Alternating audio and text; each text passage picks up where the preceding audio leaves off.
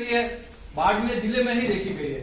तो उनको लेके हमारे प्रेम सिंह जी कुछ आपके सामने एक और नाटक प्रस्तुत करेंगे।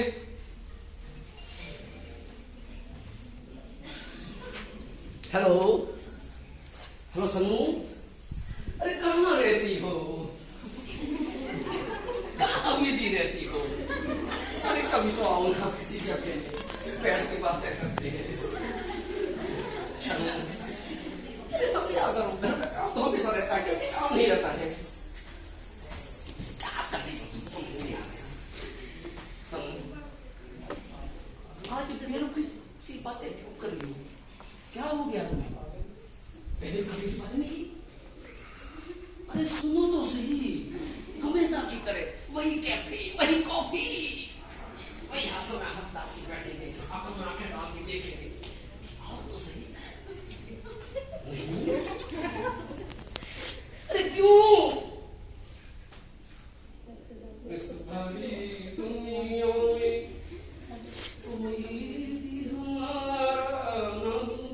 मेरी बात तो सुन, गीत गा गा के तो मैं खूब रिझाऊंगा तुम्हारी पर। आओ तो सही, मेरी बात तो सुनो। मैं क्या गलत, मैंने क्या गलत किया? देखो, तुम्हारी इच्छा थी ना कि एक सा फेमस आदमी, एक ऐसा स्थापित आदमी, लोकप्रिय आदमी जिसके साथ तुम रहना पसंद करो, उससे तुम शादी करो। तो देखो, NSD national school of commerce मेरे पास निमंत्रण आया है।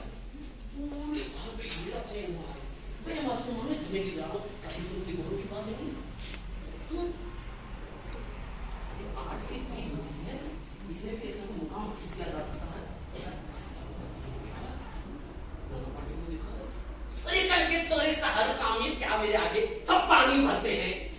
तुम आओ तो सही। ऐसे ना करो सुनो, प्लीज ऐसे ना करो सुनो, मेरा सब कुछ डूब जाएगा, मैं बर्बाद हो जाऊंगा। घर परिवार में खूब कहा जाएगा को शादी करने की अच्छी सी लड़कियां बताएगी पड़ेगी, लेकिन सब कुछ छोड़ दे, सब कुछ क्या आपकी मदद को बड़ा तय किया। मतलब मुझसे मत करो,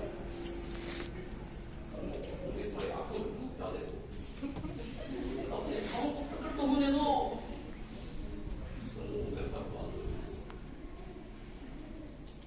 सन्नू ये छोड़ के ना जा, सन्नू बर्बाद हो जाऊंगा।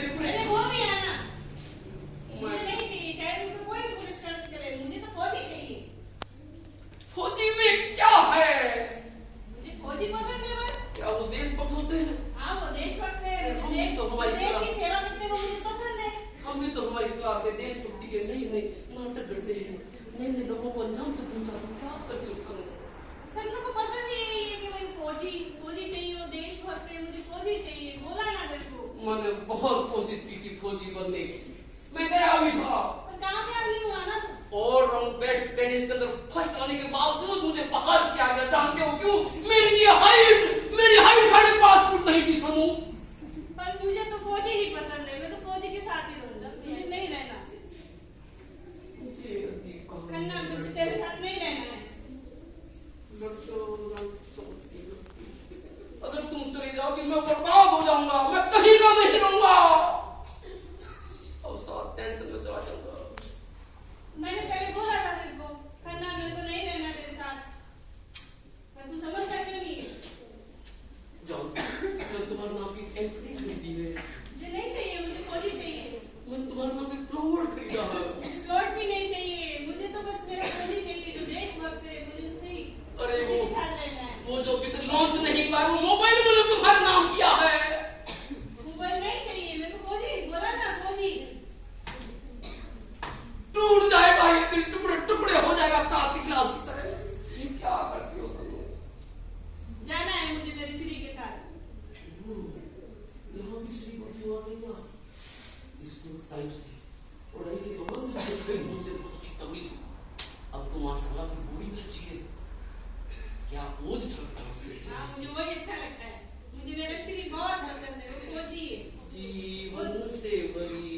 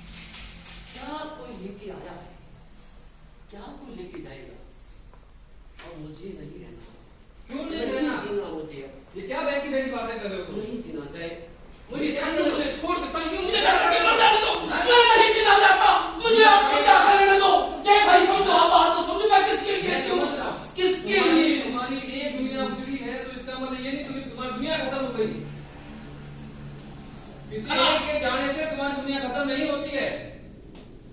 तो कैसे, किसके सहारे क्यों मर जाए?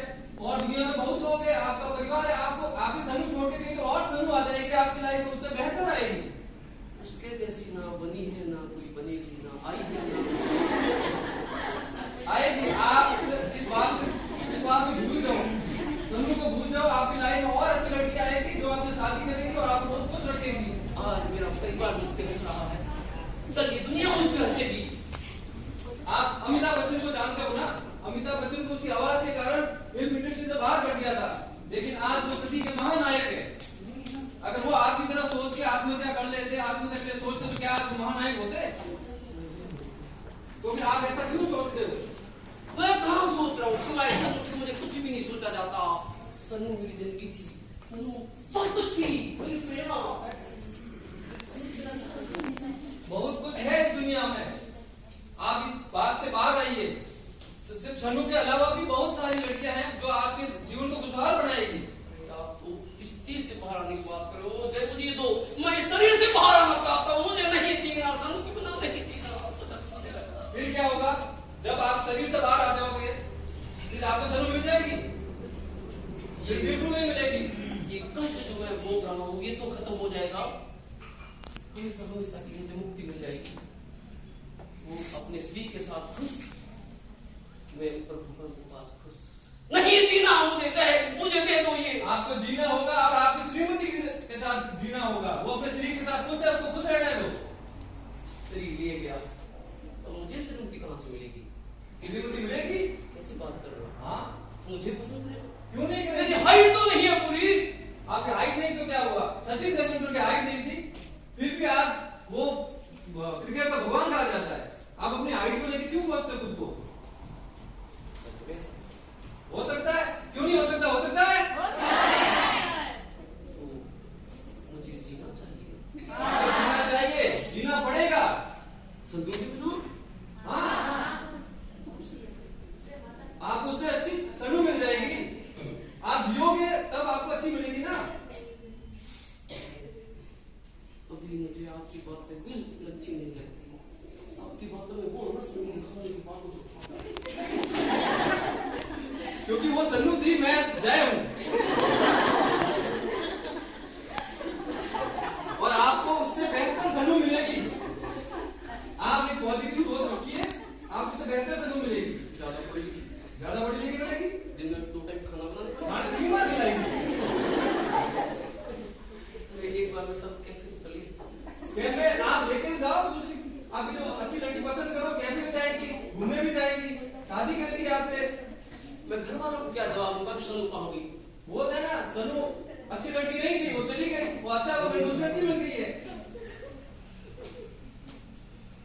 मुझे एक बात तो सही, मुझे लटक जा रहे, तो मुझे सही हो जा रहे, तो मुझे नहीं जीना। इस प्यार में लटकने वाले को सही नहीं कहा जाता। वो क्या सोचेंगे, क्या बोलेंगे? हाँ, बुज़दिल कहा जाता है। देखा, जनता क्या कर, बुज़दिल कहा जाता है उसको। हाँ, मैं बुज़दिल हूँ, मुझे उसकी बातों में आ गया। हाँ, बुज़दिल है, इसलिए उसकी बातों में आए हो। सुराना साहब ने मेरी आंखें हेलो, मैं थोड़ा अभी बाहर हूँ। क्या आया हुआ, क्या अमाउंट क्या है? सच कहा है, एक की तरह खुद जल के औरों की जिंदगी में रोज नहीं लगता है। मैं अभी तो थोड़ा बाहर हूँ, शाम तक आ पाऊँगा। कौन से पार्सल से आया? पहुँच जाता हूँ 5 बजे तक। मैं जीऊंगा और उसे दिखा दूंगा मैं कम नहीं। माना कि अमिताभ बच्चन ना बन पाया, आपसे कौन तो बनूंगा।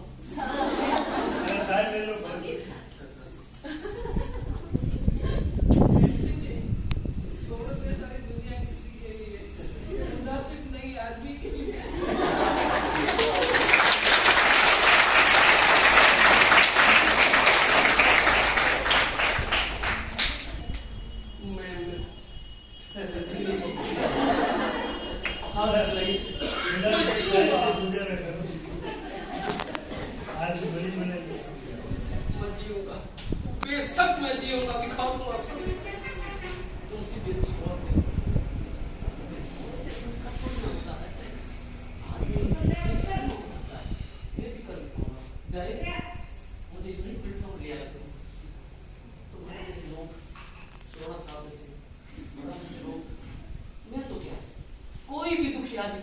की नहीं सोचेगा, वरना कैसे जीऊंगा।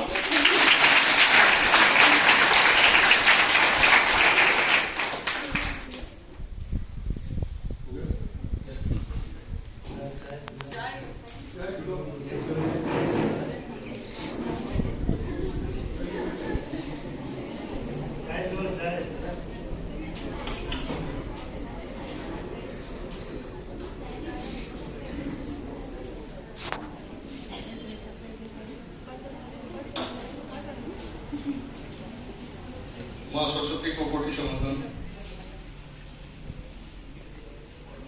सम्मानित मंच एवं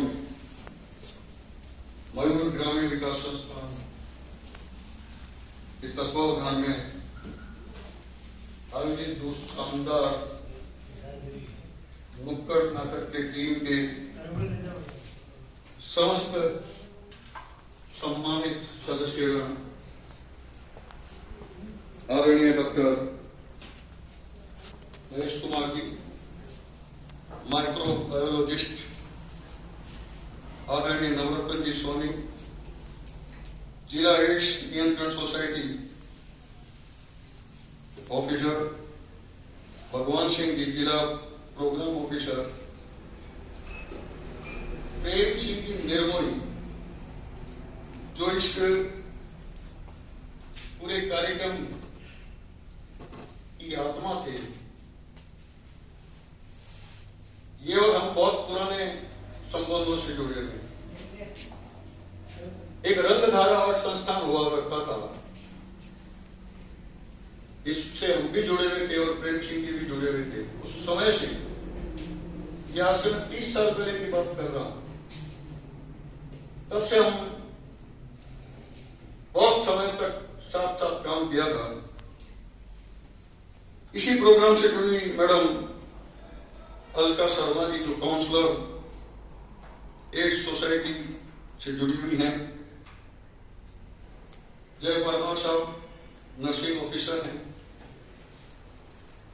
और समस्त अन्य सम्मानित सदस्यगण, आप सबका पहले तो महाविद्यालय प्रशासन की ओर से, महाविद्यालय परिवार की ओर से, पांडाल में बैठी हुई समस्त छात्र अध्यापिकाओं की तरफ से तालियों की गड़गड़ाहट के साथ बहुत बहुत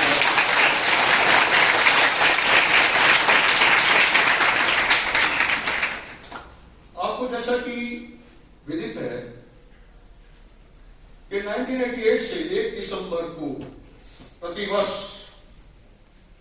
हम विश्व एड्स दिवस के रूप में मनाते हैं। उसी के परिप्रेक्ष्य में ये नुक्कड़ नाटक के मंचन और अन्य कार्यक्रम का संचालन किया जा रहा है। बहुत जगह इस तरह के कार्यक्रम कर चुके हैं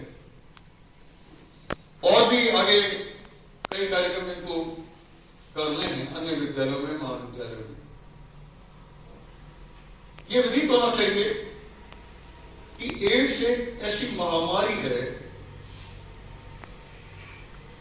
जो HIV वायरस से फैलती है और इसका कोई इलाज नहीं।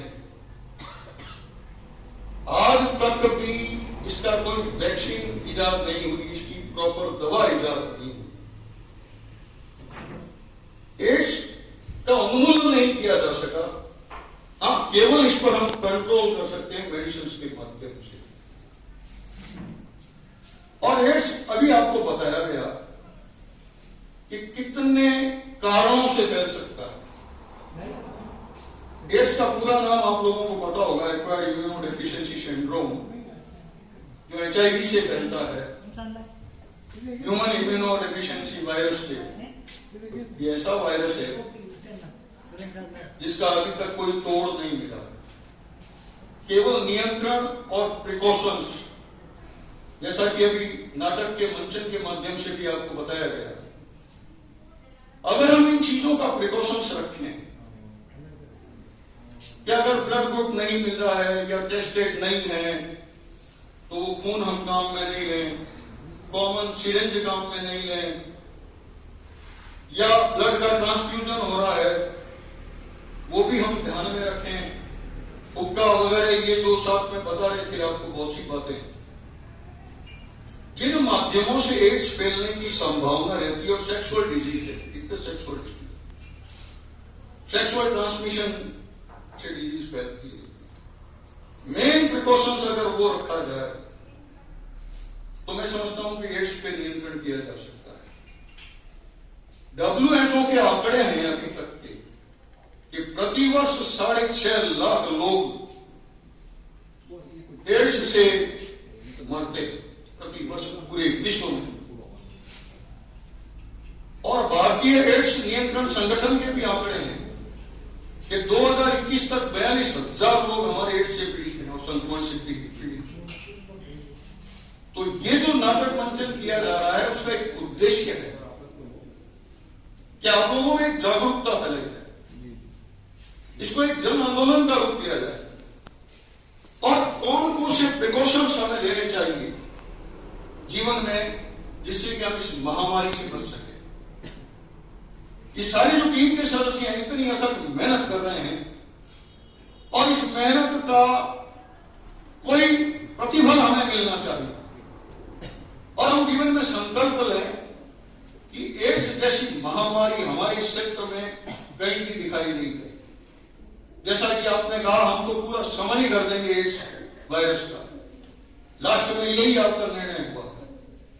तो एड्स महामारी का समन करने का केवल मात्र एक ही उपाय है कि आप प्रिकॉशंस काम में लीजिए, और संबंधों में या अन्य कारणों से, जिन कारणों से भी एड्स फैलता है, उनकी रोकथाम के लिए हम खुद अग्रणी रहें, और ये मैसेज हम जैसे दीप से दीप प्रज्वलित करते रहें, सब तक फैलाते रहें। तो निश्चित रूप से आने वाले वर्षों में ये महामारी पर हम नियंत्रण पा सकेंगे। दूसरा नाटक था मेंटल हेल्थ पर। आपने एक पक्ष को छुआ था, लव एंड अफेक्शन पक्ष को ही छुआ, परंतु आज की युवा पीढ़ी जन्म से लेकर नौकरी करने तक और रिटायरमेंट तक दूसरे और भी कारणों से अवसादग्रस्त और तनावग्रस्त रहते। आज ही अखबार में आपने पढ़ा होगा, जो स्टूडेंट्स हायर स्टडीज के लिए बाहर जाते हैं वो इतने तनाव में रहते हैं। इसका कारण है कि हमारी आकांक्षाएं, हमारी अभिलाषाएं और माता पिता की आकांक्षाएं बहुत उच्च श्रेणी की होगी। हम अपने बालक को अन्य बालकों की तुलना में उसको ऊंचा हर क्षेत्र में देखना चाहते हैं, और उसका मोटिवेशन भी हम उसी तरीके से बच्चों को करते हैं, और बच्चों को हम पढ़ने के लिए बाहर भेजते हैं जहां वो एकांत में रहते हैं और परिवार के साथ में नहीं होते। परिवार के साथ में रहने से उनको संबल मिलना चाहिए, वो संबल वहां नहीं मिल पाता।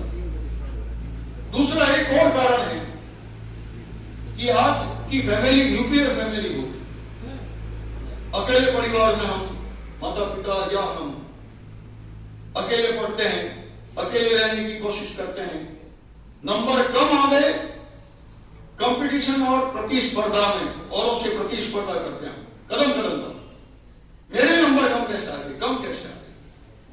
ये हम नहीं सोचते कि असफलता ही सफलता की कुंजी है। एक बार असफल हो गए तो क्या अगली बार कहीं चांस मिलेगा।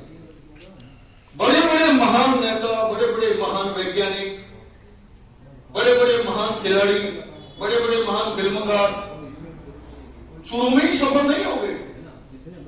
सफलता की सीढ़ियां चढ़ने में उन्हें बहुत लंबा समय लगा, और उस लंबे समय को उन्होंने परिश्रम करके और पेशेंस से पार किया था, अवसाद में नहीं गए।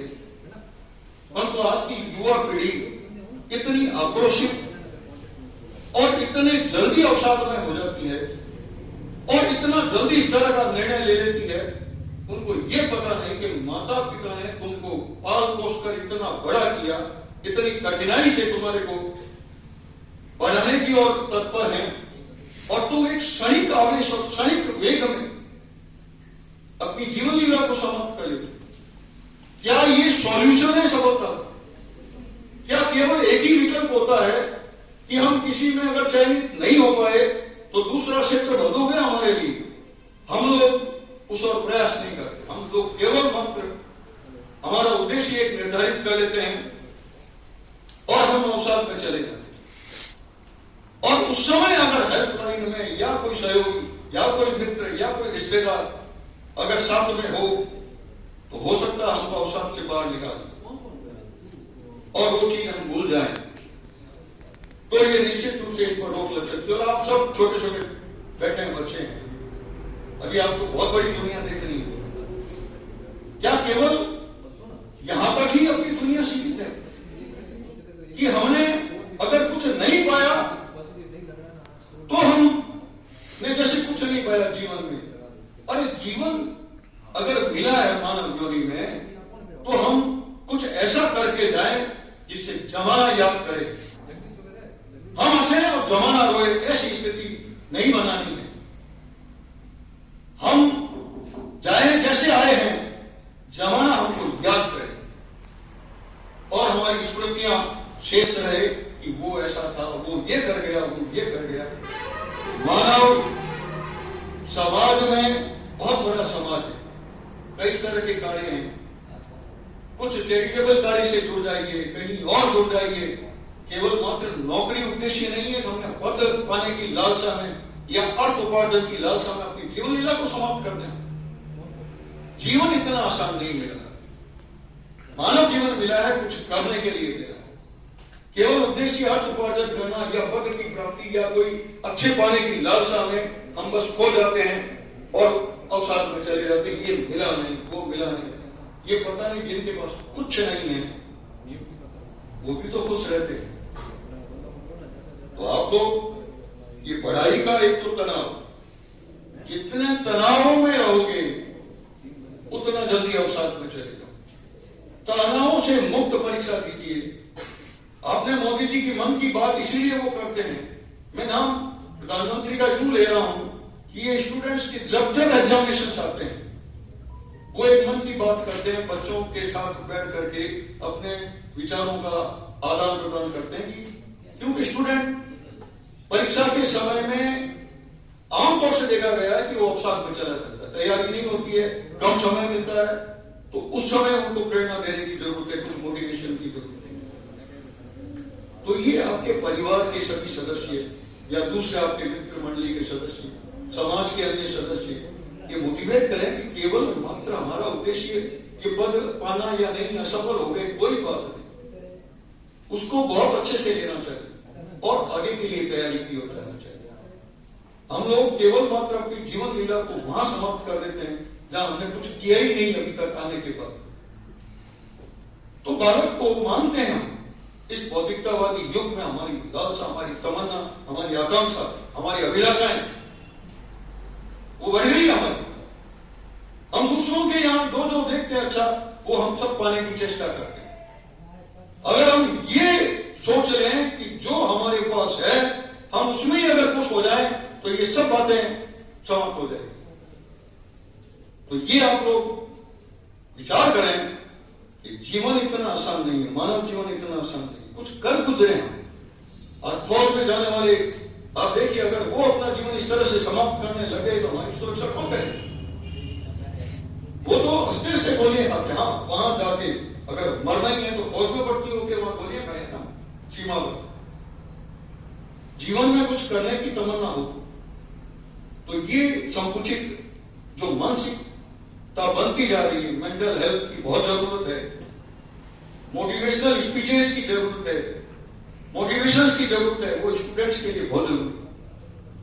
बड़े बड़े लोग भी नौकरी, कोरोना काल में बहुत से लोगों की नौकरी छूट गई, अभी भी चल रहा है और बड़ी बड़ी कंपनियों ने उनको निकाल दिया, पैसा लोगों ने कर्ज ले रखा है, अवसाद में चले जाते हैं, अपनी ही लीला समाप्त कर लेते हैं।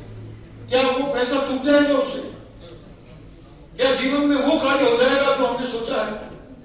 हमारे जाने से नहीं होगा। हमें इन चीजों को, इन विचारों को, जो नेगेटिविटी लगती है हमारे दिमाग में, हमारे जो साथी संगी जो नेगेटिव सोचते हैं उनके साथ रहना भी नहीं। जो पॉजिटिव सोच के लोग हैं जो आपको आगे बढ़ाने के लिए मोटिवेट करते हैं और आपके जीवन संघर्ष में साथ देते हैं, ऐसे लोगों का साथ दो। तो आज ये नाटकों के माध्यम से प्रेम सिंह जी निर्मोही और उनके समस्त टीम सदस्यों का मैं बहुत बहुत हार्दिक आभार व्यक्त करना चाहूंगा कि आपने स्टूडेंट्स के मन में एक बदलाव लाने की चेष्टा की और हम संकल्पित होंगे कि हम इस तरह के कार्यों की ओर अग्रसर नहीं हों। जीवन में कठिनाई आएगी, समाज में रहते हो, शादी में कठिनाई आ सकती है, पारिवारिक कठिनाई आ सकती है, समाज में कठिनाई आ सकती है, रिश्तेदारों में अनबन हो सकती है, परंतु उसका इलाज ये नहीं है। उसका इलाज और दूसरे हैं, हम मिल बैठ करके प्रेम से, सहानुभूति से ये सब कार्य कर सकते हैं। तो ये कार्य करने, कुछ ऐसा कर गुजरना है, हमारा नाम रोशन। माता पिता ने जन्म दिया है नाम रोशन करने के लिए। इतना जल्दी हमारे 2-3 साल पहले हमारी एक छात्रा के साथ में भी घटना घटी, हम बहुत दुखी हुए। ऐसा थोड़ी होता है, जीवन इतना सस्ता नहीं है जैसा आप समझ लेते। जीवन कठिनाइयों से भरा है, जूझिए, आप में वो माना होना चाहिए संघर्ष करने का। संघर्ष ही तो जीवन है। ऐसे हम जिए कि कुछ आगे बढ़ते रहें, औरों को भी बढ़ाएं। हमारे साथ चलने वाले को अकेला चलो वाली नहीं, और भी हमारे साथ कारवां जोड़ते हैं और अच्छे लोगों को, अच्छी नसीहत देने वालों को हमारे साथ में जोड़ देते हैं। जो नेगेटिव माइंडेड लोग होते हैं वो नेगेटिव बात करते हैं हमेशा। तो पॉजिटिविटी होनी चाहिए, आप लोगों में भी पॉजिटिविटी होनी चाहिए। साइकोलॉजी पढ़ी है और साइकोलॉजिकल फैक्ट है कि मस्तिष्क अगर स्वस्थ होगा तो आपके विचार भी स्वस्थ होंगे। तो ये मस्तिष्क को स्वस्थ रखिए, कुविचार दिमाग में नहीं लाने, सुविचार हमेशा रखिए, हमेशा अच्छी अच्छी पुस्तकें पढ़िए। ऐसे समय में जब कोई ऐसी घटनाएं हो, उस समय हम अच्छे गाने सुने, अच्छी फिल्में देखें, अच्छी धार्मिक पुस्तकें पढ़ें जो मोटिवेशनल हों और अपना ध्यान को डाइवर्ट करें। तो ये हमारी धारणा होनी चाहिए। एक बार पुनः मैं सभी मंचासीन अतिथियों का, समस्त पधारे हुए निर्मोही साहब की टीम के सदस्यों का हार्दिक आभार व्यक्त करते हुए अपने वाणी को विराम देना।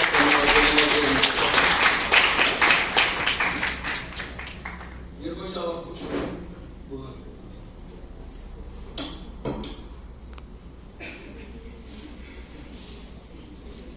सबसे पहले तो मैं आप सब लोगों से माफी थोड़ा सा लेट हो गया।